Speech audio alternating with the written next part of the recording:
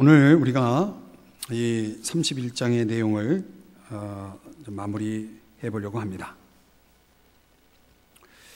1974년 30년간 싸움 끝에 히로 오노다라는 일본 사람이 마침내 항복을 하게 됩니다. 30년을 거꾸로 가보면 그 해는 1945년이 되겠죠. 1945년에 어떤 일이 벌어지죠? 네, 그렇죠. 일본이 항복을 하게 됩니다. 그런데 도대체 히로 오노다라는 사람은 이로부터 30년이 지난 후에야 항복을 했다는 것입니다. 무슨 일이 벌어졌을까요? 그는 이제 일본이 항복을 했다는 이 사실을 믿지 않고 마지막 일본 군인으로 필리핀의 루방이라는 이름의 섬에서 밀림 속에서 살면서 자기 나라의 그 항복에 대한 선언의 보도를 믿지 않고 30년간 무려 30년간 혼자서 밀림 속에서 일본을 위해서 싸운 사람이다.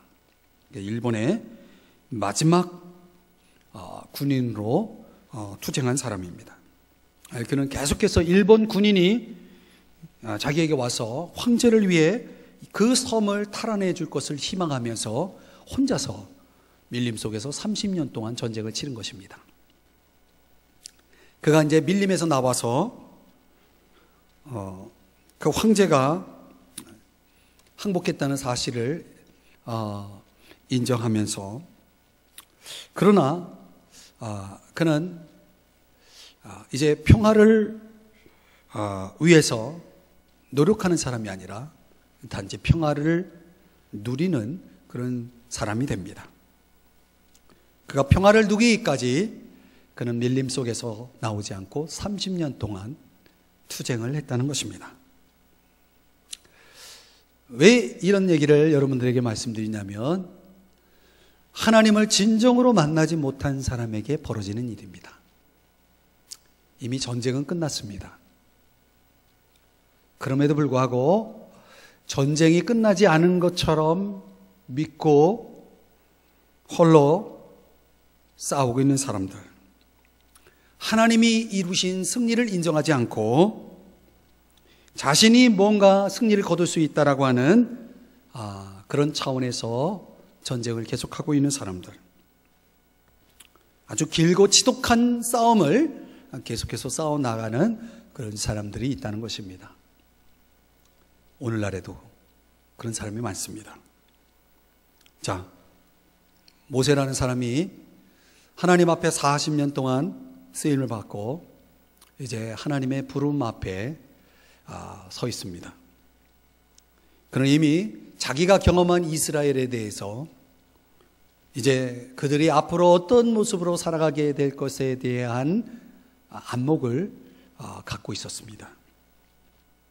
그들은 거짓 우상을 섬기게 될 것이고, 훗날 그들은 그것을 깨닫고 다시 하나님께로 돌아와서 하나님이 이루어 주신 평화를 받아들이게 될 것이라는 사실을 모세가 내다봅니다. 그때까지, 하나님 앞에 돌아올 때까지 그들은 계속해서 무서운 질병과 실패를 경험하게 될 것입니다. 여러분, 우리 인생이 참된 주인을 만날 때까지는 결국은 그 모든 축복을 경험하는 것이 연기되고 있다는 것입니다. 참된 주인을 만나는 게 중요합니다. 우리 인생의 참된 리더를 만나는 게 중요합니다. 우리 운명을, 우리 인생을 좌우할 수 있는 가장 중요한 요소입니다. 우리는 지난주 역사의 무대 뒤로 사라지는 한 지도자의 이야기를 함께 살펴보았습니다. 오늘은 여호수아입니다. 자, 여호수아는 어떤 사람입니까? 3절의 말씀을 가보십니다. 우리 31장 3절. 여호와께서 이미 말씀하신 것 같이 네 하나님 여호와께서 너보다 먼저 건너가서 이 민족들을 네 앞에서 멸하시고 네가 그 땅을 차지하게 할 것이며 여호수아는 네 앞에서 건너갈지라. 자, 모세는 이제 백성들 앞에서 하나님이 여호수아를 선택하셨다라고 하는 사실을 알립니다.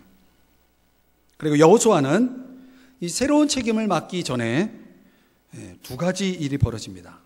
첫째는 격려고 두 번째는 위임입니다. 하나님이 우리 모든 사람들을 대하시는 방식이 좀 차이가 있다라고 하는 것을 알 수가 있습니다. 하나님을 섬기고자 하는 사람들에게 있어서 가장 중요한 것은 하나님이 나를 부르셨다는 사실을 깨닫는 것입니다. 여러분은 그 부르심을 깨달으셨나요? 이사야는 하나님이 나를 부르신다는 사실을 깨닫고 그는 주님, 제가 여기 있습니다. 저를 보내소서 하면서 기꺼이 자신을 자원합니다. 예레미야는 자기를 부르신 하나님 앞에 마지못해 그 부르심에 응답합니다. 저는 못해요. 저는 아이예요. 저는 할 수 없어요. 라고 하지만 그럼에도 불구하고 어쩔 수 없이 하나님의 부르심에 응답을 해서 이제 그 길을 가게 됩니다. 공통점은 뭡니까? 이런 한쪽은 자발적으로 자원함으로 한쪽은 억지로라도 그렇게 해서 길을 가는 사람들에게 있어서 공통점은 하나님이 어떤 특정한 일을 위해서 나를 부르셨다라고 하는 인식입니다. 그걸 확실히 아는 것이 중요합니다. 그런 확신을 분명히 갖지 않으면 사람은 쉽게 이탈하고 포기해버리게 돼 있습니다. 하나님이 나를 부르신 자리, 하나님이 내가 있기를 원하시는 자리를 분명하게 알고 있는 사람들만이 이탈해서 벗어날 수 있습니다. 포기해서 벗어날 수 있습니다. 하나님의 부르심에 있어서 우리 삶을 향하신 하나님의 뜻에 대한 인식이 얼마나 중요한지를 깨달을 필요가 있는 거죠. 하나님이 모세를 부르실 때 아주 극적인 장면을 우리가 떠올릴 수 있습니다. 가시떨기 나무, 거기에 불이 임했는데 나무가 타지 않는 것입니다. 아주 신비스러운 그런 장면을 소개를 해줍니다. 그런데요, 여러분, 여호수아를 하나님이 부르실 때는 그런 방법을 사용하지 않습니다. 오늘날 하나님 앞에 나오는 사람들 가운데는 아주 극적인 사건을 통해서 하나님 앞에 돌아오는 사람들이 있습니다. 저처럼. 그러나 어떤 사람들은 여호수아처럼 눈에 보이지 않습니다. 여호수아가 성경 어디에서부터 등장하는지 아십니까?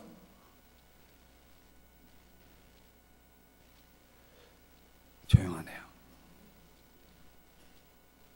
어느 순간부터 여호수아라는 이름이 등장이 되겠습니다. 등장이 되는 것을 성경에서 발견하게 됩니다. 하나님이 모세를 부르시고 모세를 사용하실 때 모세는 누구를 가까이 두냐면 여호수아를 가까이 둡니다. 여호수아는 일종의 비서 역할을, 모세의 비서 역할을 하면서 그냥 조용히 묵묵히 이름도 없이 빛도 없이 옆에서 조연의 역할을 하면서, 헬퍼의 역할을 하면서 그냥 모세를 수종들게 됩니다. 여기에 대해서 성경이 전혀 주목하지 않습니다. 여호수아라는 사람에 대해서 전혀 주목하지 않습니다. 근데 시간이 지나면서 어느 순간 여호수아에게 아주 위대한 과업이 주어지고 그 사역이 위임되는 것을 보게 됩니다. 저는 여기에 주목해 보고 싶습니다. 모세는 아주 극적인 차원에서 하나님의 부름을 받으면서, 그럼에도 불구하고 모세는 어떻게 했습니까? 나는 안 돼요 라고 그러면서 아주 하나님 앞에 아주 부정적인 반응을 보입니다. 그러면서 어쩔 수 없이 하나님이 이렇게 설득하고 저렇게 설득하니까 어쩔 수 없이 하나님 앞에 나와서 헌신했습니다. 모세의 이야기는 그렇습니다. 그러나 여호수아는 전혀 다른 양상입니다. 저는 종종 교회 공동체 안에서 하나님이 우리 각자를 쓰시는 방법들이 아주 매우 다양하다는 사실을 발견하게 됩니다. 그 속에서 하나님이 하시는 일들은 참 놀랍습니다. 어떤 사람들을, 전혀 주목하지 않는 사람들을 하나님이 어느 날 쓰시기 시작합니다. 그런 것들이 눈에 보입니다. 또 어떤 사람들은 조용히 무대 속에서 묻히고 그러면서 사라지는 사람도 있습니다. 여호수아라는 사람을 가만히 보면 여호수아는 어쩔 수 없이가 아니었습니다. 여호수아의 그 삶에 있어서 우리는 아주 매우 자발적인 자세를 발견할 수가 있습니다. 그리고 여호수아는 그런 조연의 역할을 하면서도 자기를 드러내지 않고 묵묵하게 모세를 잘 섬기고 있었습니다. 그리고 모세를 통해서 그는 말씀을 듣고 있었습니다. 그런데 여호수아가 오늘 31장의 내용을 놓고 봤을 때 여호수아가 전혀 다른 모습을 보여주고 있어요. 그렇게 아주 잠잠했던 여호수아가 이제는 모세를 통해 듣는 것만으로는 충분하지 않았으므로 하나님을 새롭게 만나고 직접 하나님으로부터 말씀을 듣기 시작하는 것을 보게 됩니다. 자, 이게 성장입니다. 내가 누군가에 의해서 어떤 영향을 받을 때 아무런 흔적도 어떤 두드러짐도 나타나지 않지만 어느 순간에 빛을 발하는 경우가 나옵니다. 근데 하나님께서 여호수아를 아주 잠잠히 조용히 계속해서 여호수아를 키워가고 계셨다는 사실을 알 수가 있습니다. 이제는 모세를 통한 그런 차원이 아니라 직접 하나님과 1:1 관계 속에서 이제 하나님을 대면할 줄 아는 영적인 성숙도가 이제 주어졌다는 사실을 알 수가 있습니다. 그러면서 하나님의 음성을 듣습니다. 23절입니다. 여호와께서 또 눈의 아들 여호수아에게 명령하여 이르시되. 자, 그러면서 하나님의 음성을 듣죠.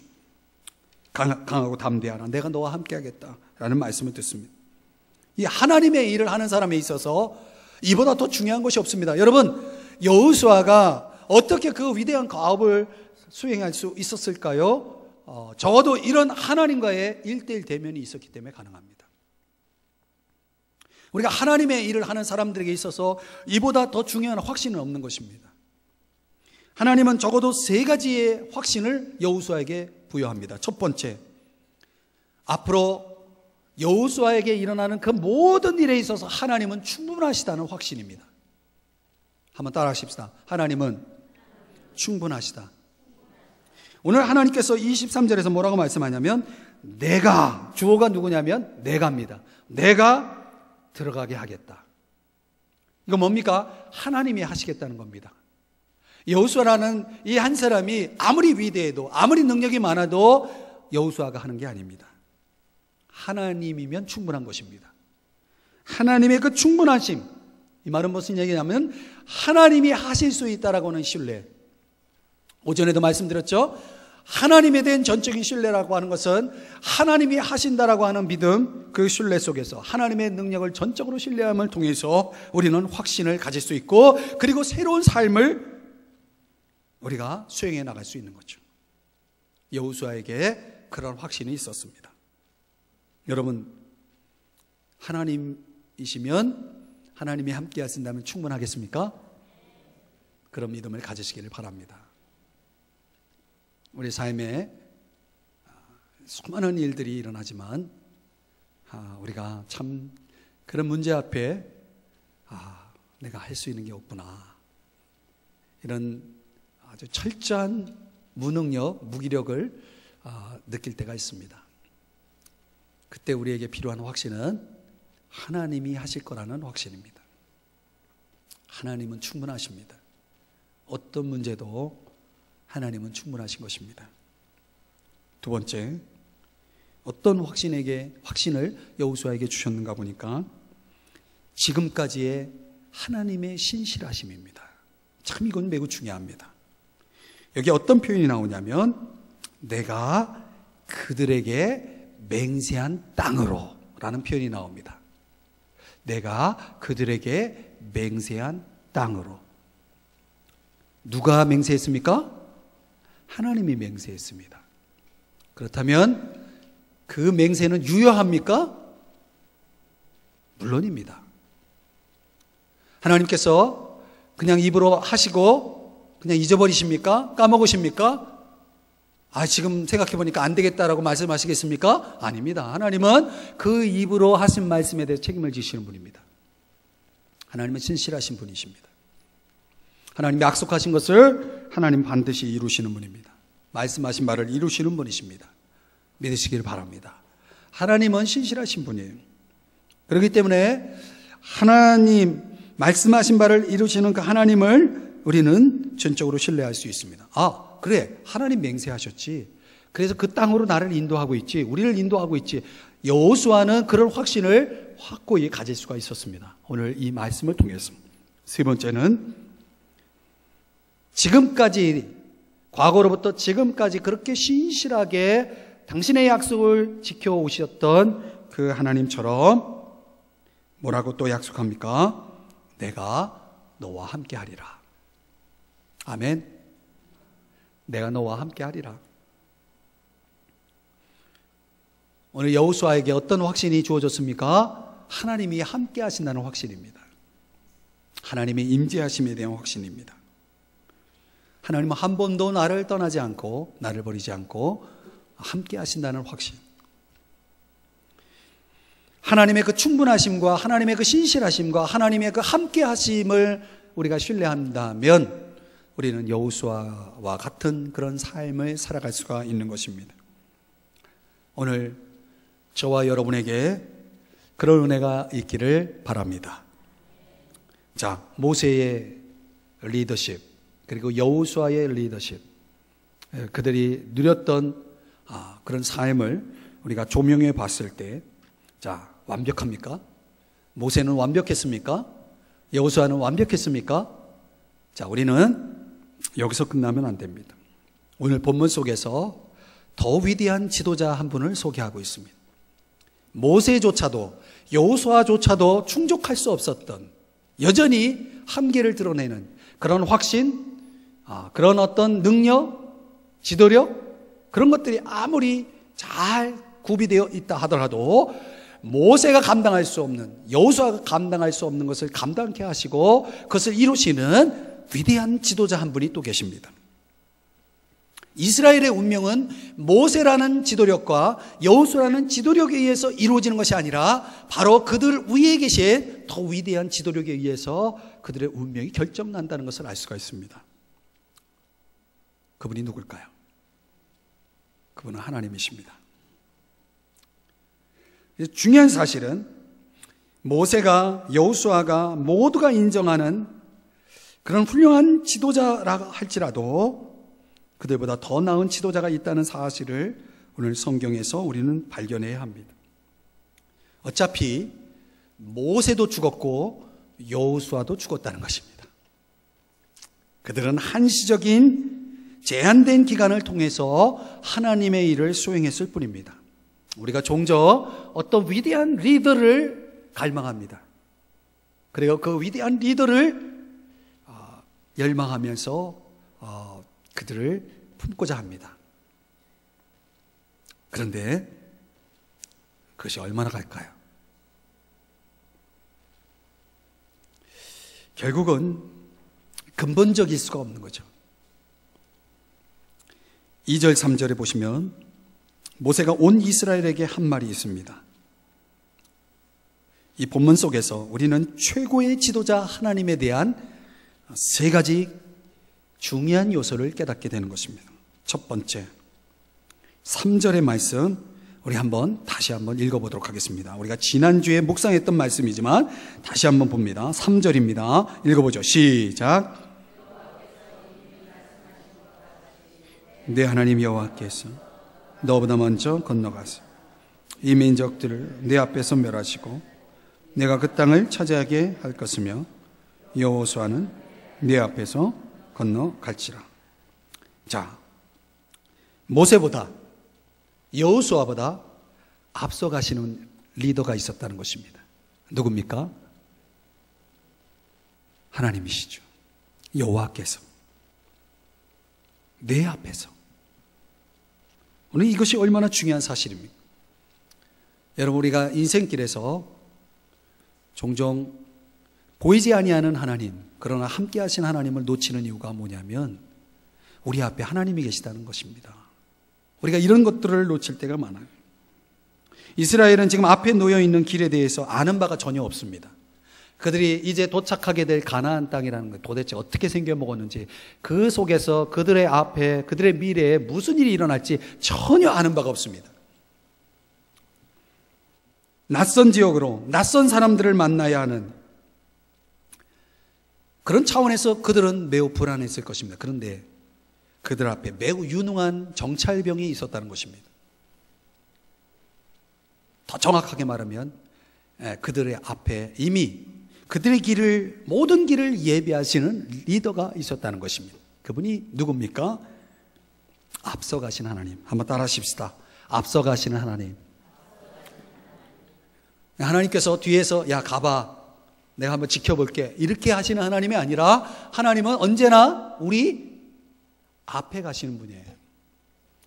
왜 하나님은 앞에 가실까요? 잘 보라고, 잘 보고 따라오라고.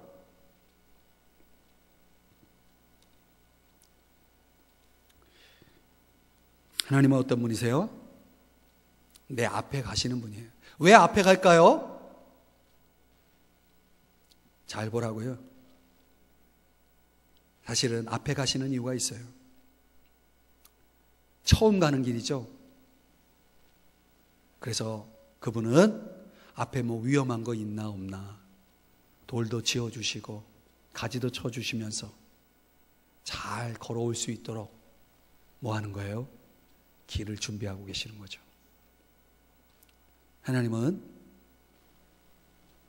그런 분이세요. 아멘. 앞서가시는 하나님, 이것은 우리에게 큰 위로가 됩니다. 두 번째, 4절 6절에 보면요, 행하신 것 같이, 행하신 것과 같이라는 표현이 나옵니다. 지금까지 이스라엘 백성들이 경험한 바에 의하면 하나님은 이렇게 행하신 분입니다 라고 말하는 것입니다. 어떻게? 우리를 위해 싸워주심으로. 우리를 위해 싸워주신 하나님, 우리를 위해 싸워주신 하나님. 이스라엘이 어떻게 이렇게 살아남을 수 있었는가? 그들이 보존될 수 있었던 이유는 무엇인가? 그들에게 적이 있었습니다. 그들이 싸워야 할 그런 상황에 있을 때가 있었습니다. 그러나 그들에게는 그렇게 전쟁에 능숙함이 없었습니다. 그럼에도 불구하고 그들이 그 모든 싸움을 잘 극복해 나올 수 있었던 이유는 그들을 위해 싸워주시는 하나님이 계셨기 때문입니다. 여러분, 우리가 지금까지 살아오는 동안 주님께서 우리를 위해 얼마나 잘 싸워주셨는가를 아셔야 됩니다. 내가 잘해서 지금까지 이렇게 보존되고 있다고 착각하지 마십시오. 하나님이 나를 위해 싸워주셨기 때문에 그 어려운 순간순간마다, 고비고비마다 내가 잘 이겨왔다는 사실을 아셔야 합니다. 그분은 앞서가시고요, 그리고 날 위해 싸워주시기까지 합니다. 그리고 더 큰 위로가 되는 것은 6절, 8절인데요. 우리 한 구절 같이 읽어봅니다. 8절입니다. 다시 한번 읽어봅니다. 시작.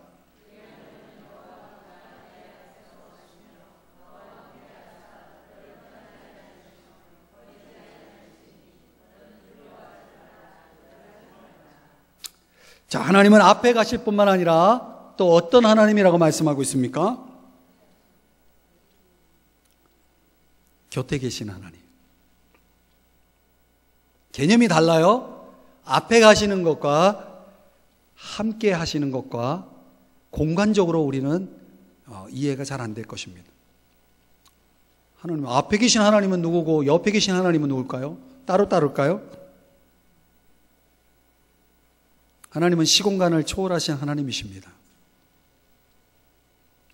하나님 앞에도 계시고 옆에도 계시는 겁니다.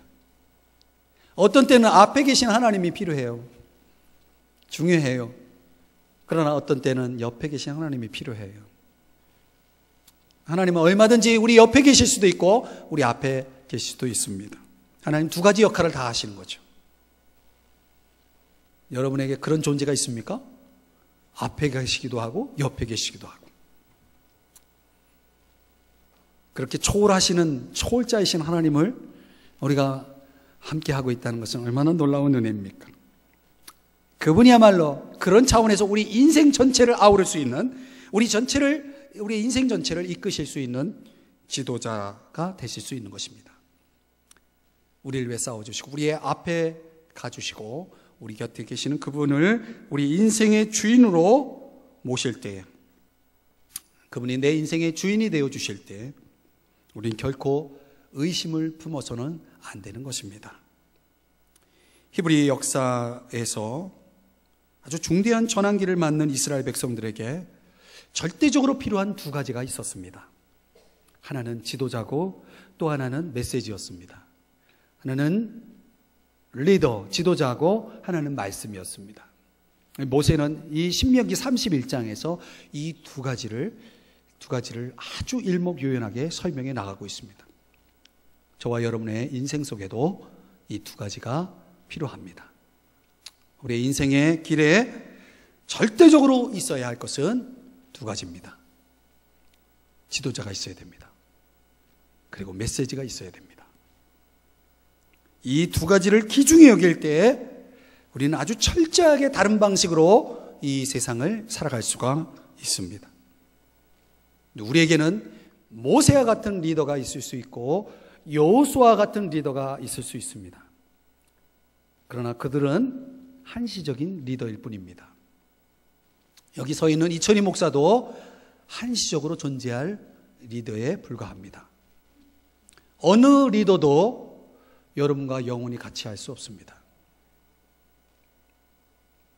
이것은 매우 중요한 진리입니다. 그렇다면 영원하시며 그 누구보다도 위대하신 리더를 우리의 인생 중심에 항상 모시고 있는 것만큼 중요한 것이 없는 거죠. 여러분의 자녀들이, 여러분이 그 리더를 만나는 것보다 더 중요한 문제는 없는 것입니다. 내 인생 중심에 그 참된 지도자를, 리더를 모시고 살아갈 수 있는 은혜가 있기를 축복합니다. 그리고 그 리더를 통해서 우리 인생은 더욱더 견고해질 것이고 하나님께서 더욱더 놀랍게 이끌어 가실 것입니다. 동시에 오늘 이 31장 통해서 모세는 메시지의 중요성을 가르쳐 주고 있습니다. 그 내용은 다음 주에 이어가도록 하겠습니다. 기도하시겠습니다.